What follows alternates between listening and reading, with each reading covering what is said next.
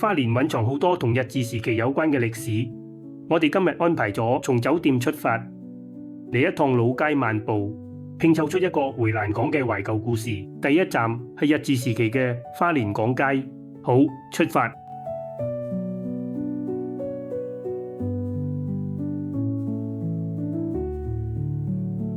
我哋喺飛機咧上面望落嚟咧，有一條好長好直嘅路咧，就係呢條中山路啦，好遠噶。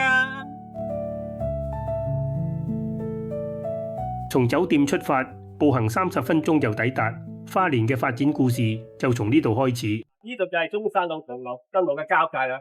喺身後邊呢個咧就係花蓮港街，係花蓮嘅發展故事開始嘅地方。喺台灣日治初期嘅1909年，花蓮地區獨立成花蓮港廳，廳自設於而家花蓮市中山路同中正路為中心嘅地區，並規劃為花蓮港街。花蓮港街喺成立時仲只係一個細小嘅村落。當發展計劃發佈之後，花蓮港街人口不斷增加。從1916年嘅花蓮港街發展計劃繪圖可以睇到，市區井然有序咁按計劃擴張，呈現棋盤狀嘅分佈。經過約100年嘅不斷發展，除咗俾斜線嘅中華路打亂格局之外，呢度大致上仍然係棋盤狀嘅街道，極像日本小鎮。確實，當時嘅花蓮人口有60%係日本人。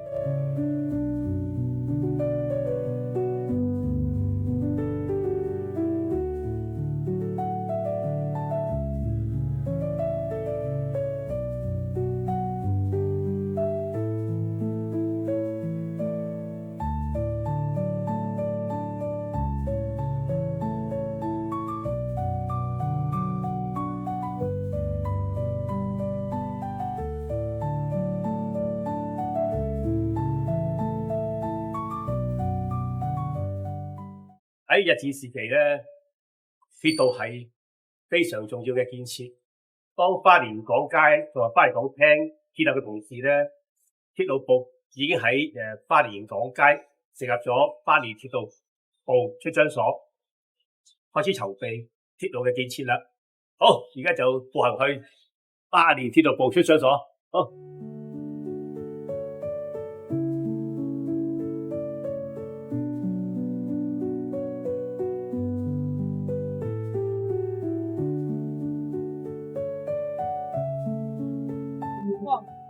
買下一晒。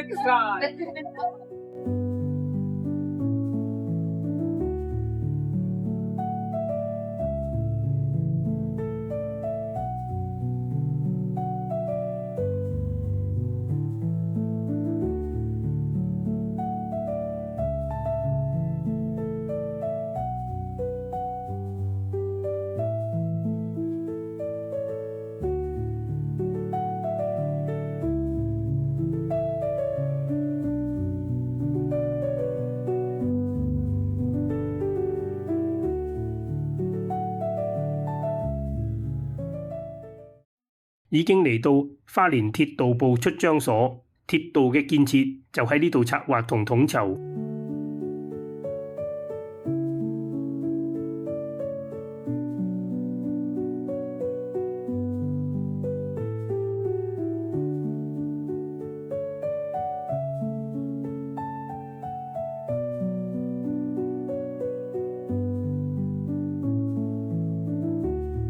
當鐵路完成之後，花蓮港車站成為花東線嘅起點站，而家就步行到嗰度。已經嚟到花蓮港車站，車站已經唔存在，位置好容易辨認，就喺中山路金龍飯店同埋石來運轉噴水池嘅前方。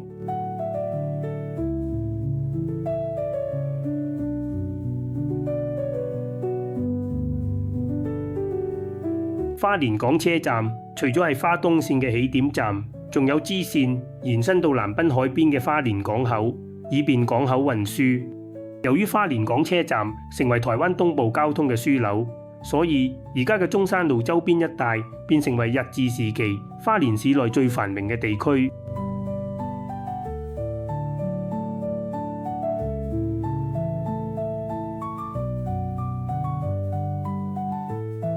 花蓮港車站嘅面積龐大，我哋而家身處嘅地方四周都係車站嘅建設，不過大部分已經拆掉，好彩仲有部分保留落嚟，而家開闢為花蓮鐵道文化園區。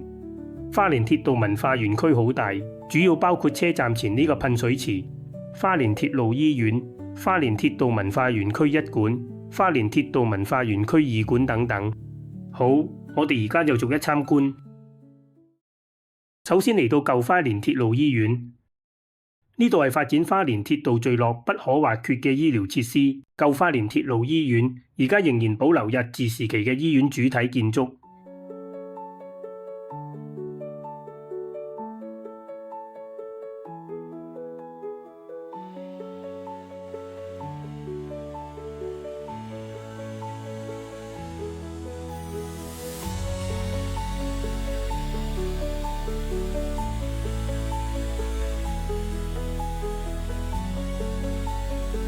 而家呢度已經開闢為石藝大街，有30幾個攤商，集結各種石材藝品，琳琅滿目，應有盡有。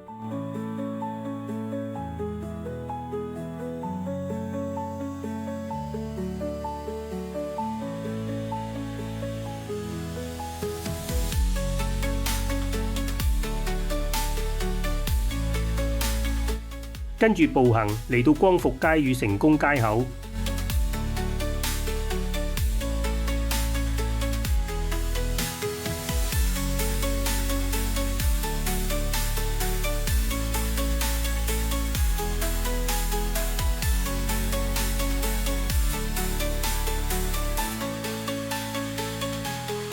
呢度有2座前花蓮火車站加水塔，過去行駛花東線嘅蒸汽火車都喺呢度加水先至可以行駛，所以加水塔喺整個花東線鐵路嘅運行佔有非常重要功能及地位。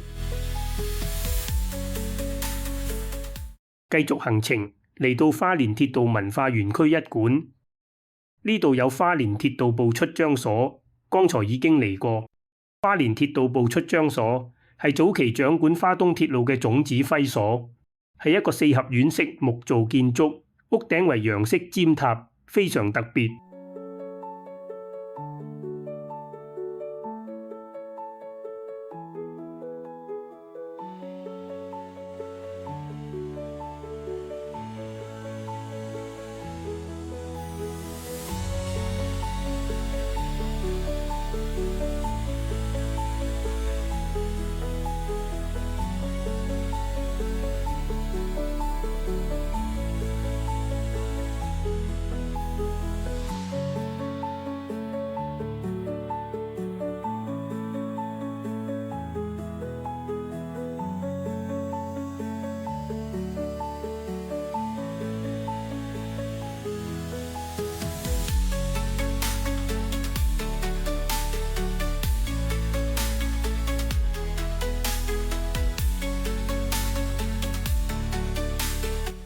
而一街之隔係花蓮鐵道文化園區2館。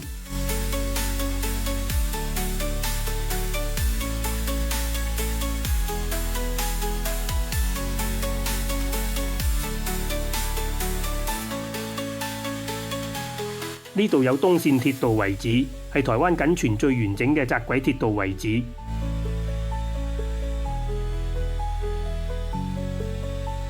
花東鐵道嘅公務保養維護單位及警務治安單位就設喺呢個區域。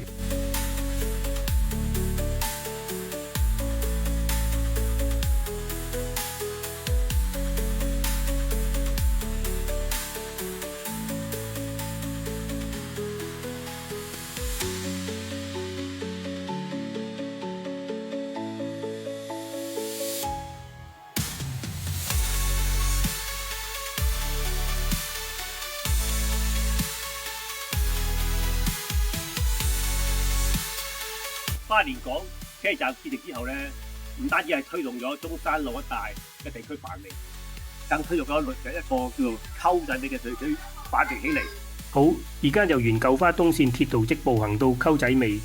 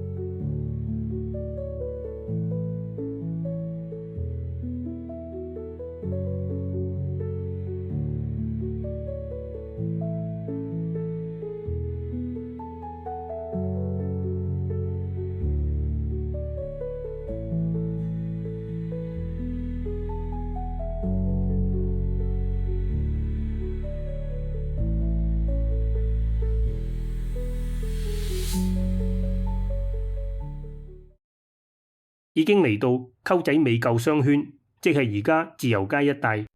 溝仔尾嘅名稱由來係因為日治時期喺呢度開闢咗一條大嘅排水溝，由林森路一直到南濱海邊，位置就係而家嘅自由街。因呢區位於排水溝嘅尾端，故得此俗稱。喺1950年代，呢度係花蓮最繁華嘅風月場所，戲院、西服店、撞球館、色情場所有如雨後春筍般蓬勃發展。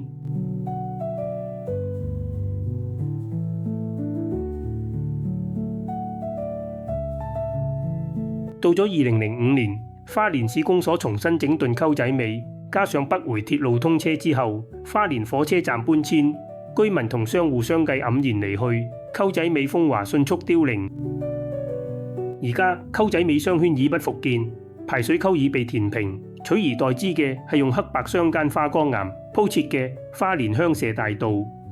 當日嘅繁華，只能就借助周圍留低嘅少少痕跡嚟見證。溝仔尾仲有一個值得遊覽嘅地方，就係建於日治時期嘅舊花蓮酒廠，而家開闢為充滿藝文氣息嘅花蓮文化創意產業園區。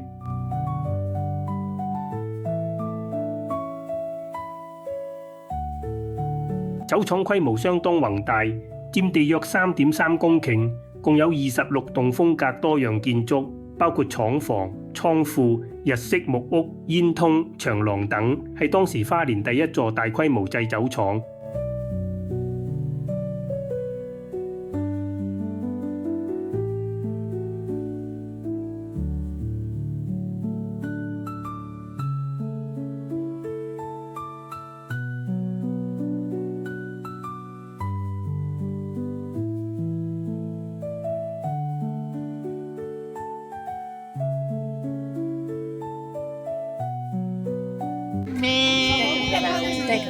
好，今日回蘭港嘅懷舊之旅就到呢度。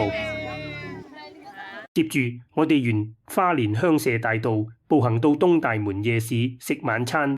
好，今日就到呢度，下一個影片再見啦。